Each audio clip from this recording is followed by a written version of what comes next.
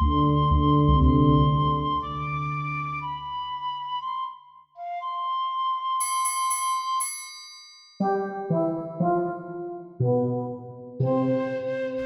U.S. Civil War saw the use of many emerging technologies.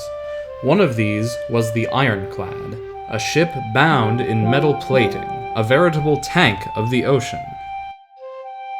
On April 20th, 1861, to prevent its capture by the Confederacy, the Union sank the USS Merrimack. Despite their efforts to scuttle her, parts of the Merrimack were razed by the Confederates, who began constructing the CSS Virginia using her parts. Knowing the Confederacy had begun construction on the Virginia, Union intelligence determined that they needed to create their own ironclads to challenge her, and fast. The USS Monitor was built alongside two other ironclad designs. The fastest to build, she was constructed in only 101 days. She launched from New York on May 6, 1862, in hopes of meeting the Virginia in battle. She arrived too late, however, to save the USS Cumberland and the USS Congress, both of which were destroyed by the Virginia on May 8th. The Virginia was accompanied by the CSS Patrick Henry, the CSS Jamestown, and the CSS Teaser, all civilian ships with refits.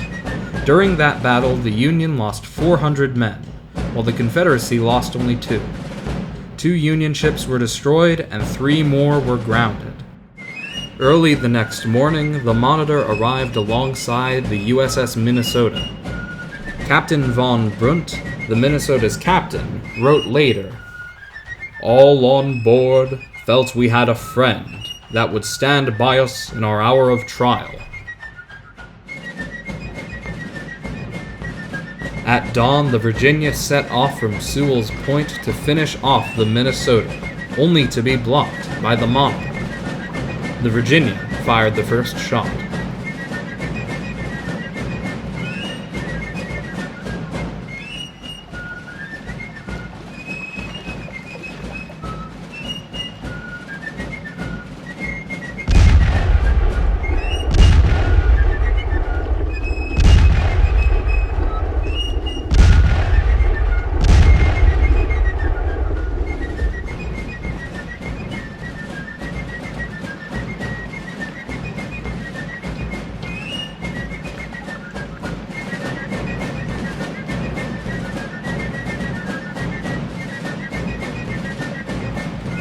The battle lasted for hours.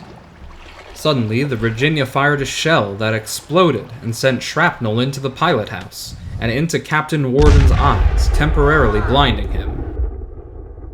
The Monitor drew off to allow Lieutenant Samuel Dana Green to take command. The Virginia, believing they had won the battle, turned back to Norfolk for repairs. When the Monitor returned to engage the Virginia again, they found it was already leading them to believe that they had victory.